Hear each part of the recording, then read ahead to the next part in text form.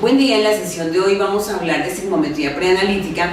La idea con la sesión de hoy es que aprendamos a calcular la métrica sigma de los errores que ocurren en la fase preanalítica como un indicador de desempeño para expresarlo en términos de la métrica sigma. Aquí tenemos que tener presente que estandarizar los procesos también es importante, sigue siendo muy importante en el laboratorio clínico. Entonces, en general en cualquier proceso, la estandarización va a contribuir a la homogeneización de los procesos y procedimientos y por ende la reducción de errores. La gráfica que utilizamos para graficar la métrica sigma en la fase preanalítica es un poco diferente a la que usamos en la fase analítica, y durante la sesión de hoy vamos a aprender a hacerla y a interpretarla. Ok, tenemos 4 objetivos fundamentales aquí en la sesión de hoy. Vamos a hablar, uno de los objetivos es identificar los principales errores de la fase preanalítica. Segundo, identificar los indicadores de la fase preanalítica propuestas por el grupo de trabajo de preanalítica de la Federación Internacional de Química Clínica, y también generar o deducir indicadores de ISO 15189. Tercero, vamos a entender, un objetivo es comprender la forma de calcular la métrica sigma con error de la fase preanalítica, y cuarto, comprender cómo interpretar las gráficas de sigmometría preanalítica. Ok, el contenido temático entonces por ende pues se va a basar en estos 4 objetivos. Vamos a empezar con los errores en la fase preanalítica. Ok, nos vamos a basar en varios documentos en general, pero vamos a hablar principalmente acá de 4 documentos. Uno de los documentos es este documento que nos habla de la identificación incorrecta en el laboratorio clínico. Es un reporte publicado del cual nos vamos a sacar varios errores de la fase preanalítica de la vida real. Vamos a hablar de armonización de indicadores en la fase preanalítica. Vamos a hablar del rol de la Federación Europea de Química Clínica, el grupo de trabajo de preanalítica específicamente. Y vamos a hablar también, vamos a revisar también otro documento publicado que nos habla de errores en la fase preanalítica, una revisión de la metodología para recolectar los datos y analizar los datos. Aquí tenemos las referencias bibliográficas, las 4 referencias bibliográficas por si las quieren citar, expresadas en normas APA. Y bueno, vamos a empezar. Entonces, tenemos que recordar que en la fase, en el ciclo total del laboratorio clínico ya no hablamos de 3 fases solamente, sino que hablamos realmente de 5 fases. Estamos hablando que antes nosotros hablábamos de la fase preanalítica, analítica y posanalítica, pero que hoy hablamos de la fase preanalítica, que precisamente en esta sesión va a ser relevante porque hay muchos errores que se originan acá cuando se ordena la prueba por parte del médico. Después entonces viene al final del ciclo otra fase posanalítica, que es la fase en la que nosotros le vamos a entregar ya el resultado del médico, pero va a depender de la interpretación y el conocimiento que tenga el médico, tanto obviamente de la prueba como de la clínica del paciente. También en esa etapa se pueden dar errores, pero hoy nos vamos a centrar en estas dos, en la fase preanalítica y en la fase preanalítica. Ok, bueno, aquí los gráficos que nosotros estamos utilizando para la sigmometría en la fase analítica eran de este tipo: gráfico de sigmometría analítica, en donde graficábamos en el eje X en precisión y en el eje Y inexactitud. Y este era un gráfico que combinaba el estado del arte por percentiles con la métrica sigma. Aquí el gráfico es un poco diferente. Aquí nosotros podemos ver este tipo de gráfico, y en este tipo de gráfico lo que podemos observar es que tenemos aquí un eje X inferior y un eje X superior. En este eje X inferior nosotros estamos graficando los defectos por millón de oportunidades. Entonces aquí tenemos, si yo tengo 3.4, que es 3.4 efectos por millón de oportunidades, es una métrica sigma que corresponde a 6. Entonces yo aquí tengo los defectos por millón de oportunidades y en la parte de arriba el equivalente a la métrica sigma. Si yo tengo 233 errores por millón de oportunidades, entonces eso corresponde a una métrica sigma de 5. Si tengo 6.700 errores por millón de oportunidades aproximadamente, eso me corresponde a una métrica de 4. Y así, en la medida en que voy avanzando en el eje X, voy aumentando el número de defectos por millón de oportunidades y voy disminuyendo la métrica sigma. ¿Qué tengo aquí en el eje Y? En el eje Y tengo diferentes etapas dentro de la fase preanalítica, ¿como cuáles? Como por ejemplo acá, cuando se solicita la prueba, que correspondería a esta parte de la preanalítica. Cuando se ordena la prueba hay varios errores que pueden ocurrir. Después tengo la identificación del paciente, después ingreso de datos, después otra etapa que es la identificación y la colección de la muestra, después el transporte de la muestra, y aquí tenemos una categoría específica para hablar de la calidad de la muestra, en donde hemos agrupado varios errores. Ahora, estas etapas, ¿quién las define?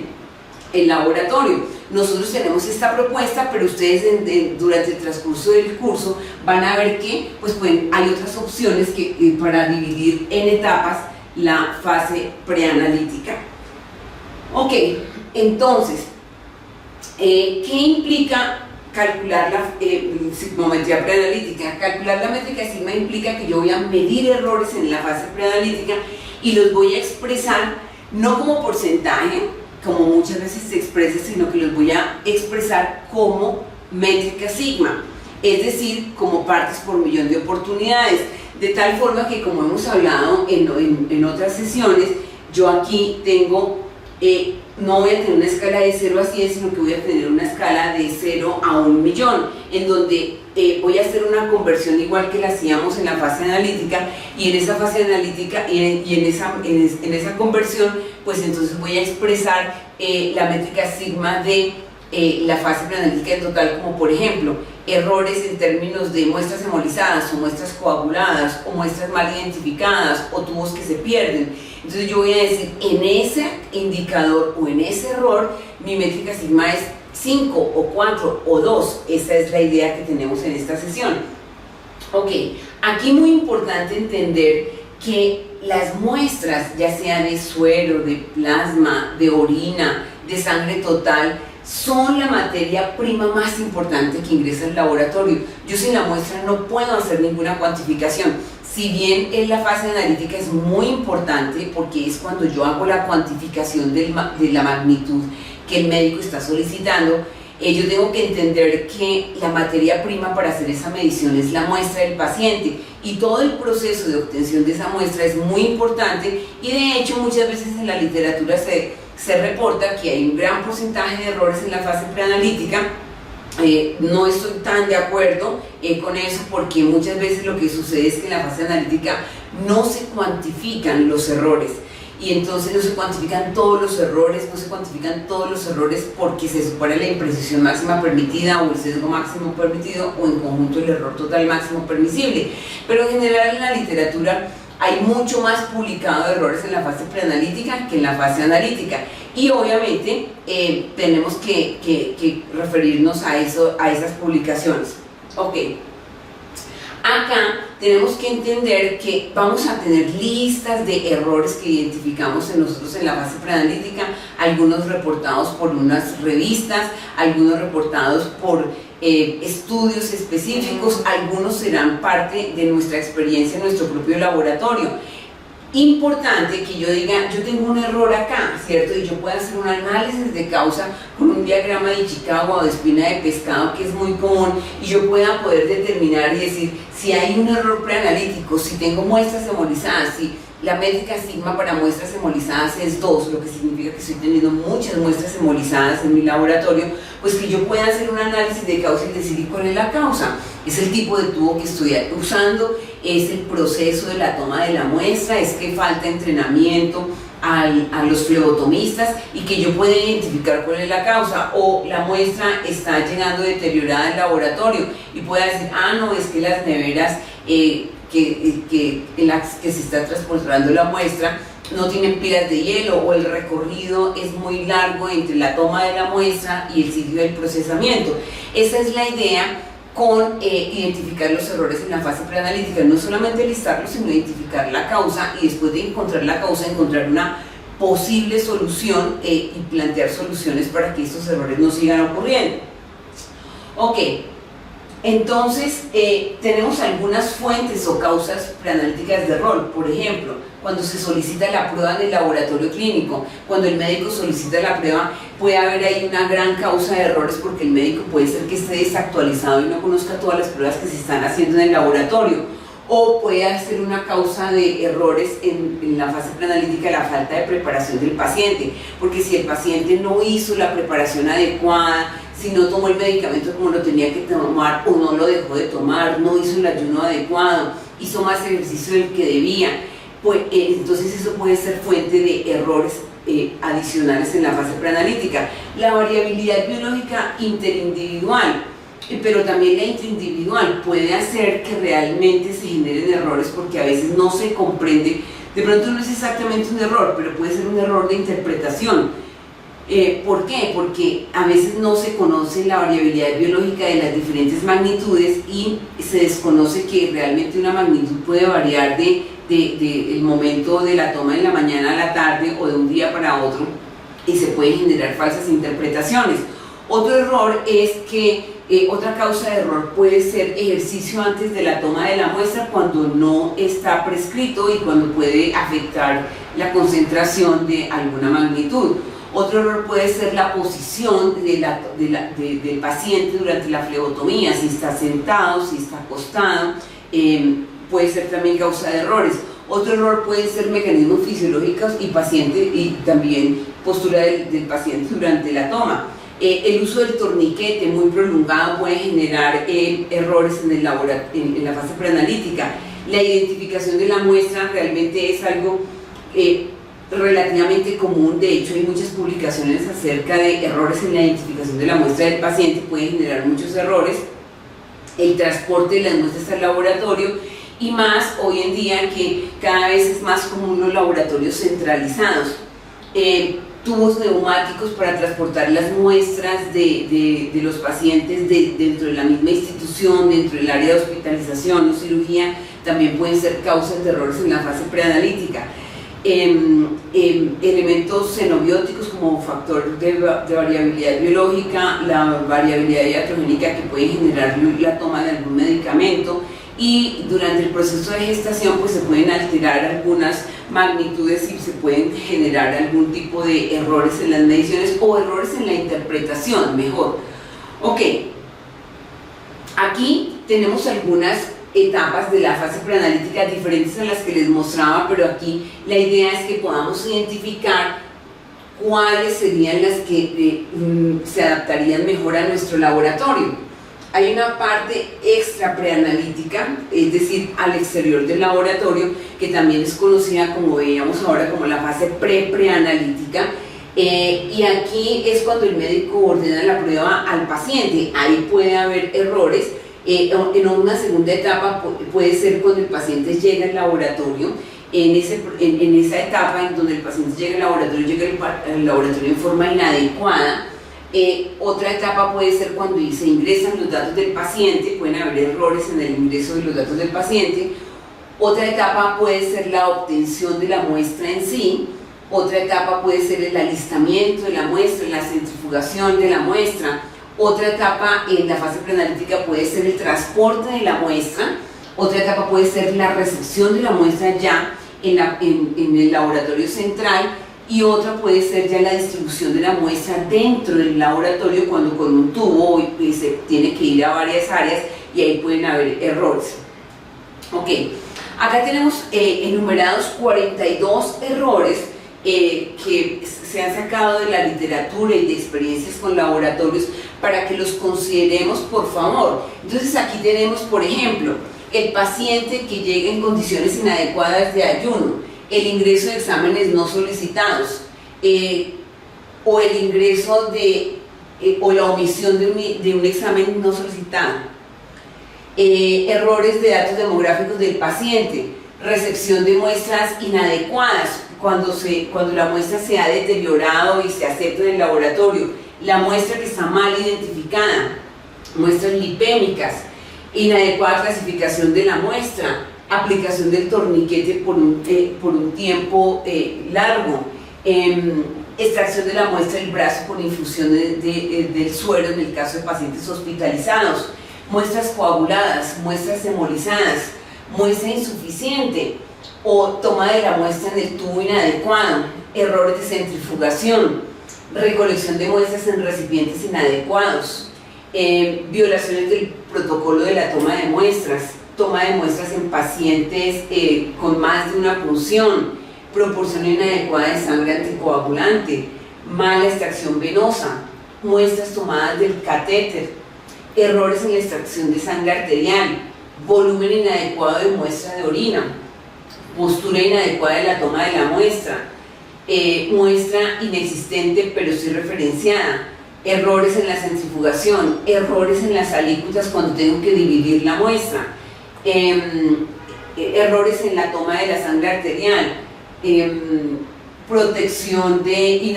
protección de la luz para las muestras, inadecuado transporte de la muestra, postura inadecuada, lo estamos repitiendo acá, transporte inadecuado de la sangre arterial en el caso de gases arteriales, muestras de orina no refrigeradas o que se demoran mucho tiempo en llegar a la central de procesamiento, temperaturas inadecuadas en la recepción de la muestra, distribución inadecuada de la muestra.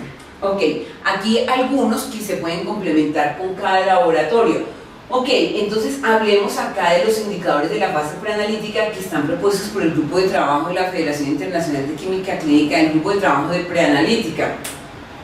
Aquí podemos observar la propuesta del Grupo de Trabajo de Preanalítica de la Federación Internacional de Química Clínica, que como podemos observar han dividido por diferentes etapas de la fase preanalítica los diferentes errores o los diferentes indicadores. Por ejemplo, ellos han colocado acá la identificación del paciente. La identificación del paciente la consideran como una etapa dentro de la fase preanalítica. El ingreso de datos de la solicitud también lo consideran otra etapa. La identificación de la muestra, la colecta de la muestra, el almacenamiento y transporte de la muestra y la idoneidad o la calidad de las muestras. Aquí nosotros podemos observar los indicadores que propone este grupo de trabajo, y hay algo que quiero que resaltemos y es esto, ¿cierto?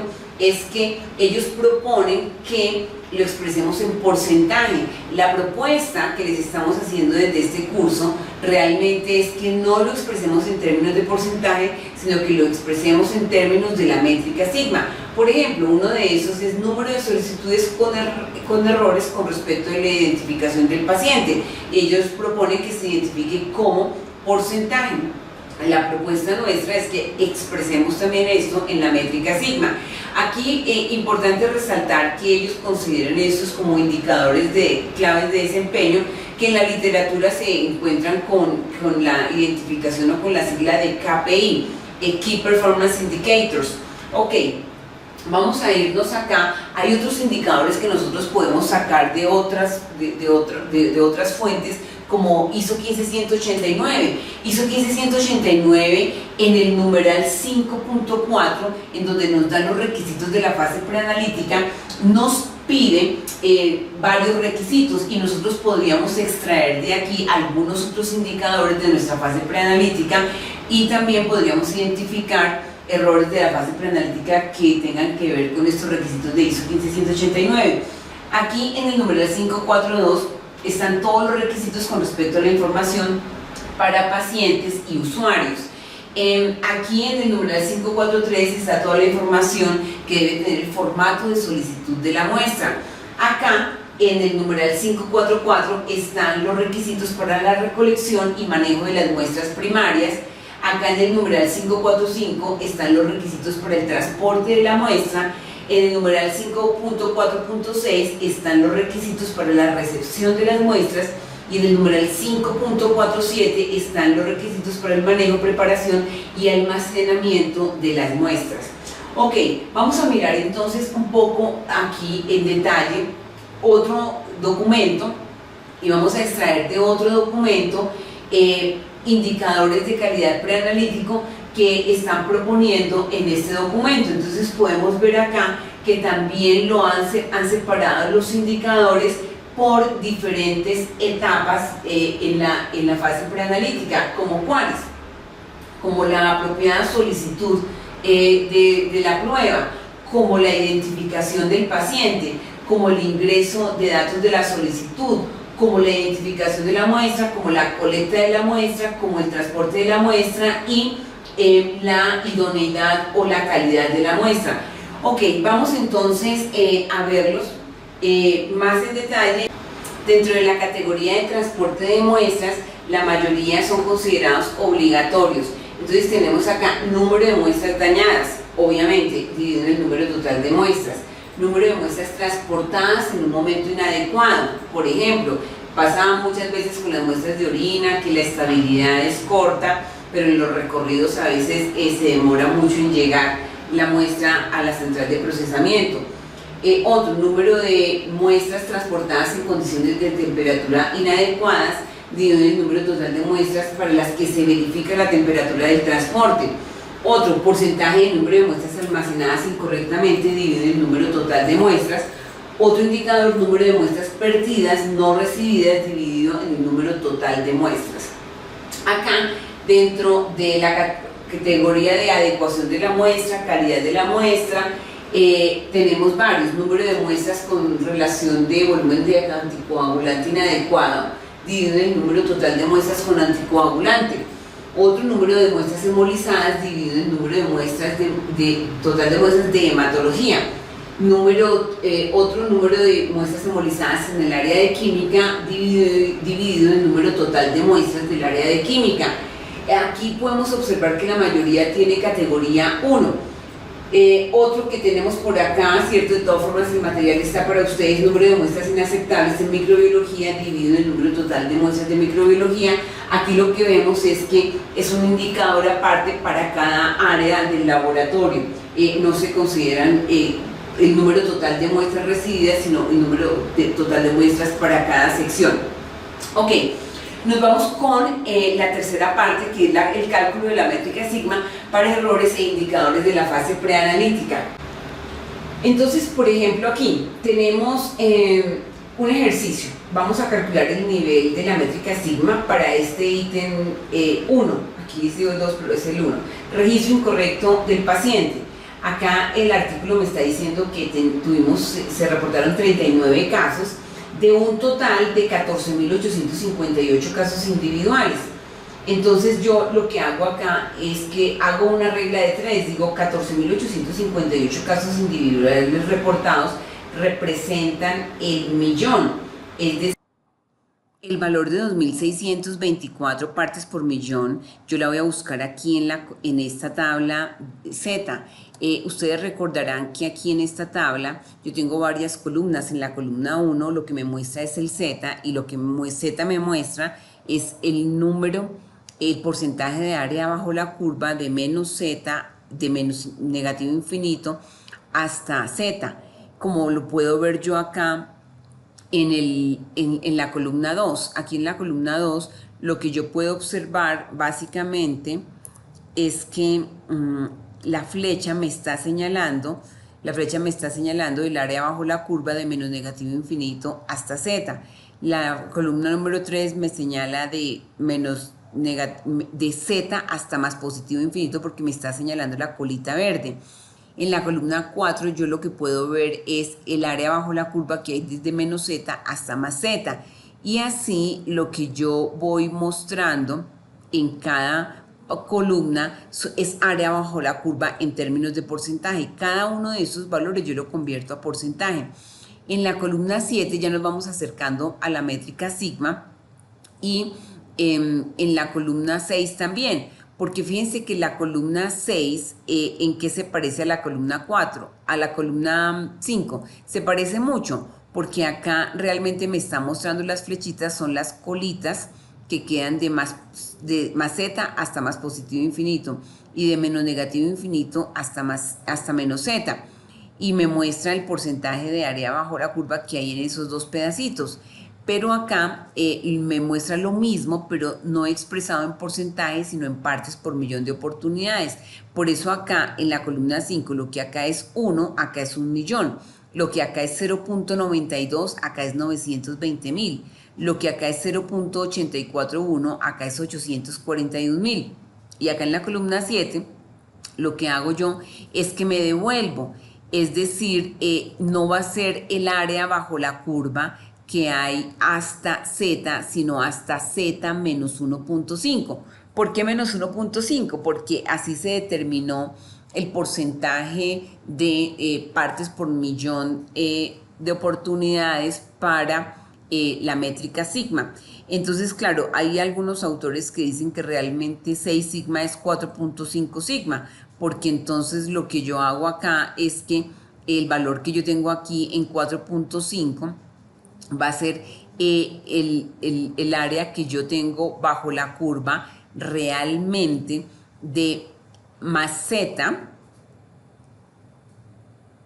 el valor que yo tengo acá de más Z menos 1.5 hasta más positivo infinito. Por eso si yo hago un ejercicio, entonces vamos a encontrar, por ejemplo, que el valor que yo tengo en 4.5 de la métrica sigma, que me daría ese valor sería acá 1349.89 partes por millón. Es decir, un proceso 4.5 sigma es un proceso que tiene 1349 partes por millón de oportunidades, o que tiene 1349 defectos por cada millón de oportunidades. Entonces estas 1349 partes por millón de oportunidades, que es realmente lo que hay desde Z menos 1.5 hasta más positivo infinito, va a ser equivalente a esta columna, va a ser equivalente a esta misma columna, pero ya es en el 1.5, es decir, que ese valor de 1349.89 partes por millón de oportunidades que yo encuentro en 4.5 va a ser el equivalente que yo tengo acá para la columna 3, pero no en 4.5, sino en 4.5 menos 1.5, que es 3. Por eso cuando yo llego aquí a 3, entonces yo voy a tener, si lo multiplicara por un millón, me daría los mismos 1349 que tengo acá en 4.5.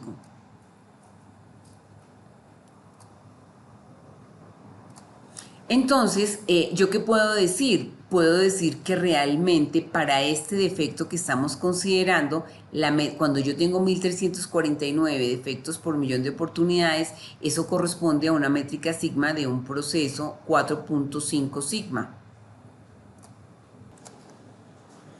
Bueno, veamos otros ejemplos. Para el otro error, muestras mal etiquetadas, nos reportan 35 casos de un total de 14.858 casos que se tuvieron en cuenta. Hago lo mismo, hago una regla de 3 simple y busco el equivalente de 35 en un millón. Eso nos da 2.355.6 defectos por millón de oportunidades o partes por millón de oportunidades. Cuando lo hago aquí para otro ítem, ¿cierto? Dos fuentes de identificación de la obtención o transporte de la muestra. Entonces expreso, hago lo mismo, hago una regla de 3 que me está mostrando acá,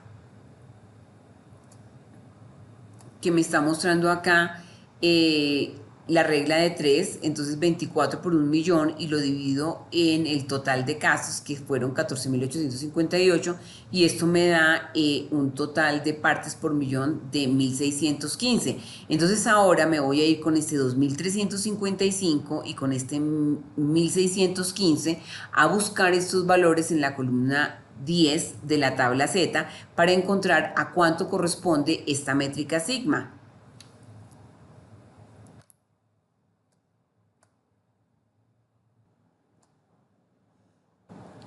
Cuando lo miro acá, pues el segundo valor de 2.300 partes por millón de oportunidades quedaría muy cercano a 4.3, y el de 1.600 quedaría más o menos aquí entre 4.4 y 4.5. Aquí tenemos otro ejemplo. En este caso son 14 situaciones de desinformación del laboratorio con la entrada manual de datos.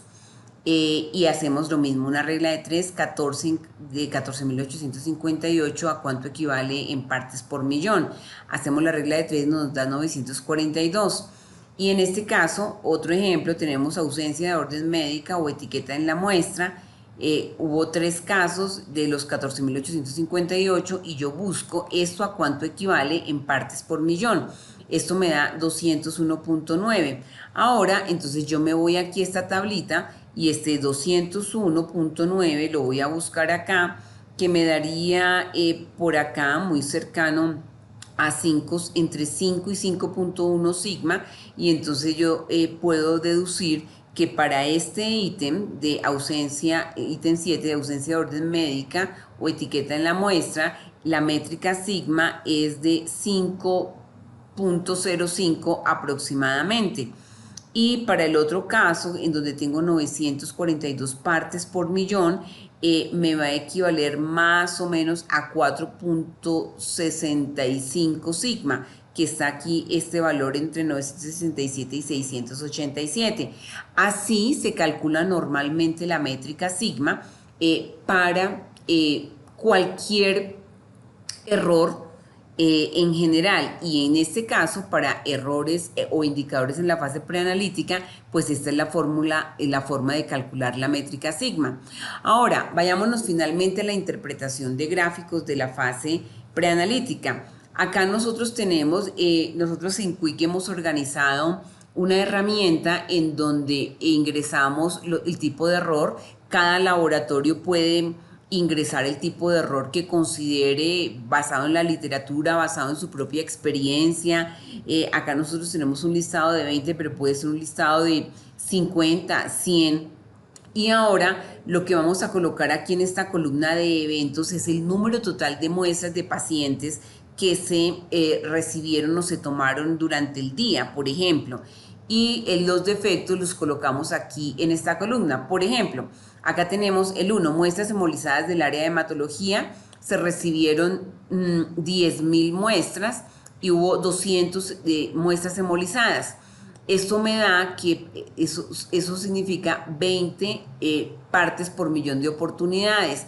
Cuando yo miro esto, estas 20 partes por millón de oportunidades, que yo las iría a buscar a la tablita, a esta tablita, pues lo que yo encuentro es que esa métrica sigma, perdón, 20.000, no 20, sino 20.000 defectos por millón de oportunidades, encuentro que la métrica sigma está aquí localizada, aquí donde está el número 1, que sería más o menos 3.5, 3.6.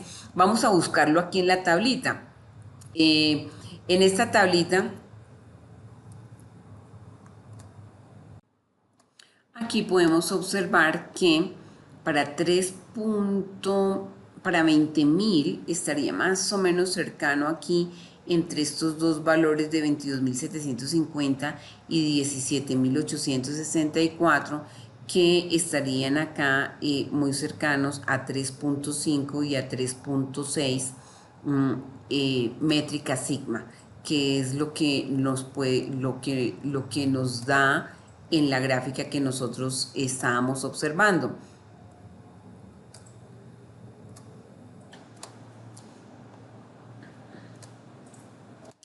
Entonces acá en este aplicativo que desarrollamos colocamos el listado de los errores y vamos ubicando acá el número correspondiente al tipo de error. Entonces los codificamos.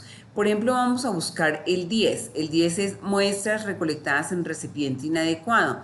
Yo lo ubico acá, aquí está el 10. ¿Eso qué quiere decir? Que tiene una métrica sigma de 4.8. ¿Cuál es la idea con ese tipo de gráfica? Que yo de un golpe de vista vea, por ejemplo, en dónde tengo más problemas. Yo acá, si miro la pantalla, puedo ver que en donde tengo más eventos de error por debajo de la métrica sigma 3 es en la etapa o en la sección de calidad de la muestra. Entonces eso también me permite a mí de un golpe de vista decir, bueno, ¿en qué tengo que trabajar yo en este momento? ¿Cómo se están obteniendo las muestras? Tengo que reforzar el entrenamiento a los flebotomistas. Acá puedo ver que en azul entre 3 y 4 sigma puedo tener yo errores en transporte de la muestra o errores en ingreso de los datos de solicitud, y podría yo decir acá que los errores son menos en la solicitud de la prueba, porque aquí están las métricas sigma muy cercanas a 6. Esto obviamente es un ejemplo, porque les quiero mostrar que me voy a ir acá, que realmente sacado de uno de los artículos que les compartimos, realmente en un estudio publicado lo que se encuentra es que la mayor cantidad de errores que se visualizan en la fase preanalítica es precisamente en la orden de las pruebas al laboratorio, la orden del médico.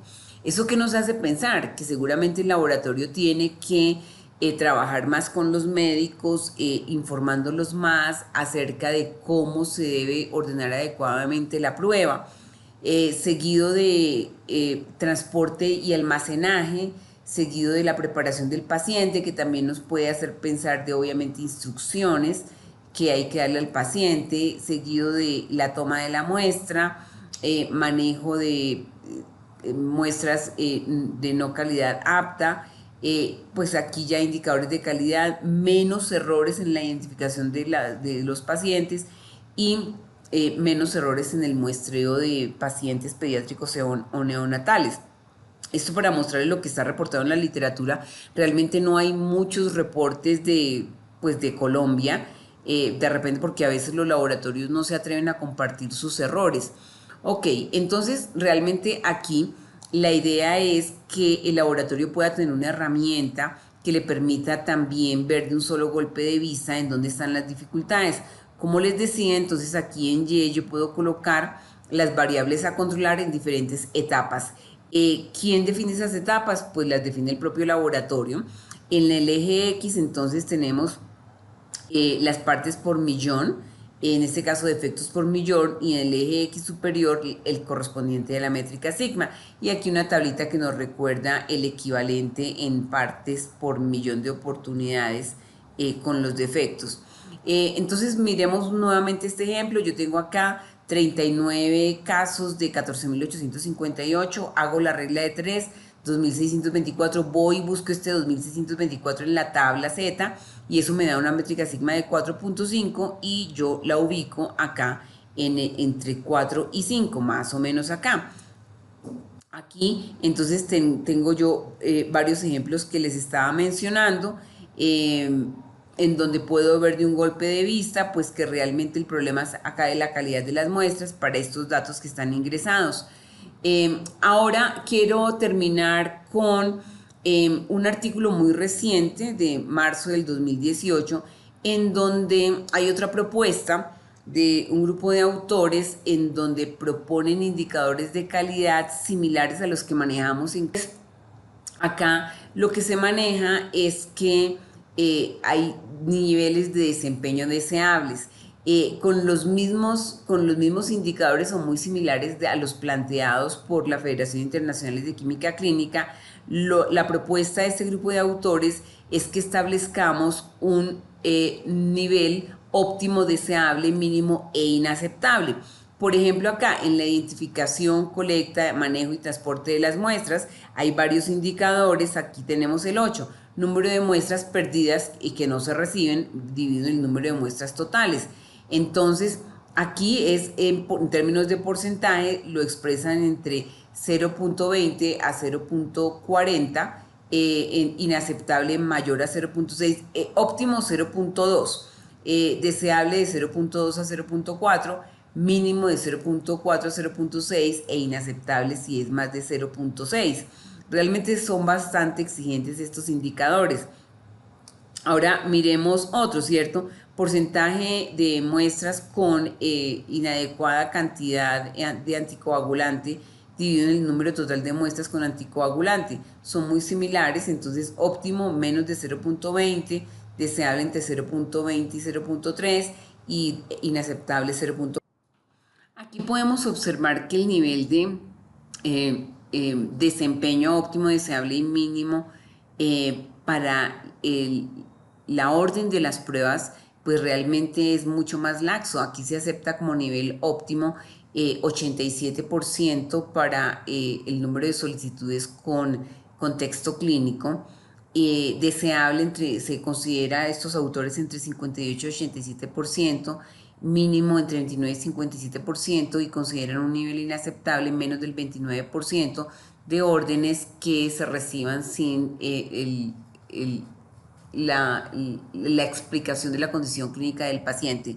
Bueno, muchas gracias. Esperamos que hayan disfrutado la sesión y que este artículo, el último artículo y en general todos los artículos los vamos a colgar en la plataforma para que puedan disfrutarlos mucho más.